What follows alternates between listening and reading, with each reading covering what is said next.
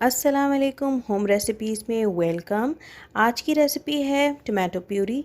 चलें recipe start करते हैं। टमाटो प्यूरी बनाने के लिए 2 किलो टमाटर लिए और इसे अच्छे तरीके से धो के मैंने इसे रफली स्लाइस्ड कर लिया था। अब यहाँ मैं टमाटर को एक देगची में डालूँगी और इसे लिड लगाकर 20 मिनट तक पकने के लिए छोड़ दूँगी। 20 मिनट के बाद इसको चेक करें और इसे मैश कर लें। टमाटर मैश करने के बाद इसे 10 मिनट तक मज़ीद पकाएं और ठंडा होने के लिए रख दें। अब एक ब्लेंडर में पके हुए टमाटर डालकर एक अच्छा सा पेस्ट तैयार कर लें।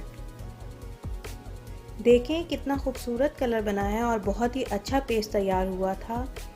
अब मैंने दोबारा से इसको देगची में डाला और इसमें 1 टीस्पून विनेगर का डालकर इसे 5 मिनट तक कुक किया। यहाँ पर टमाटो प्यूरी को ठंडा करें और एक एयर टाइट कंटेनर में इसे स्टोर करके आप इसे फ्रिज में रख दें।